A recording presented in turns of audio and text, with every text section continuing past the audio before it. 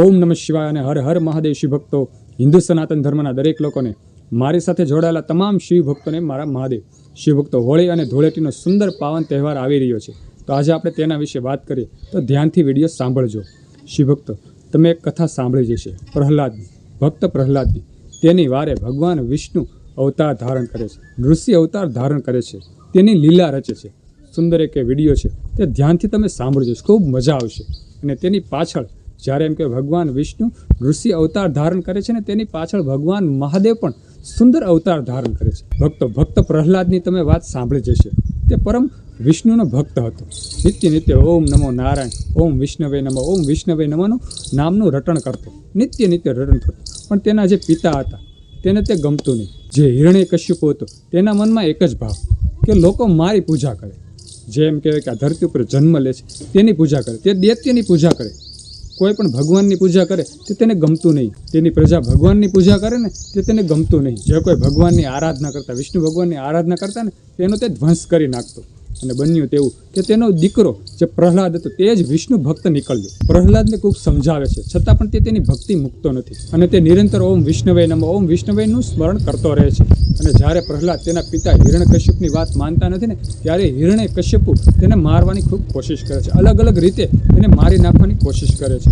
અને છેલ્લે એમ કહેવાય છે કે તેની બહેન જે હોલિકા હોય છે તેના ખોળામાં બેસાડી અને પ્રહલાદને મારવાની કોશિશ કરે છે. અગ્નિ પ્રગટાવે છે અને બને છે તેવું કે તે અગ્નિમાં એમ કહેવાય કે હોલિકા દહન થઈ જાય છે, હોલિકા સળગી જાય છે.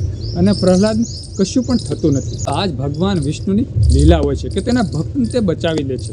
અને ભક્તો, ત્યાર પછી હિરણ્યકશ્યપને મારવા માટે ભગવાન વિષ્ણુ એમ કહેવાય કે નૃસિંહ અવતાર ધારણ કરે છે. અડધું શરીર એમ કહેવાય કે સિંહનું અને અડધું શરીર માનવનું. અને ત્યાર પછી હિરણ્યકશ્યપને મારે છે. હિરણ્યકશ્યપને વરદાન હોય છે કે દિવસે કે ન રાતે તેનું મૃત્યુ નહીં થાય. ઘરની અંદર કે ઘરની બહાર તેનું મૃત્યુ નહીં થાય. કોઈ નર કે કોઈ નારી તેને મારી નહીં શકે. પણ ભગવાન વિષ્ણુ સુંદર અવતાર ધારણ કરે છે અને તેનો ધ્વંસ કરી નાખે છે. અને ભક્તો, ત્યાર પછી જે નૃસિંહ અવતાર હોય છે, જે ભગવાન વિષ્ણુનો જે અવતાર હોય છે, તે શાંત નથી થતો. હિરણ્યકશ્યપને માર્યા પછી પણ તે શાંત નથી થતા. તેને શાંત કરવા માટે ભગવાન મહાદેવ શરભ અવતાર ધારણ કરે છે. શરભ અવતાર કેવો અવતાર છે? એમ કહેવાય કે અર્ધું રૂપ સિંહનું હોય છે અને ઉપરનો જે ભાગ હોય છે, શરીરનો ઉપરનો ભાગ હોય છે, તે એક પક્ષીનો હોય છે.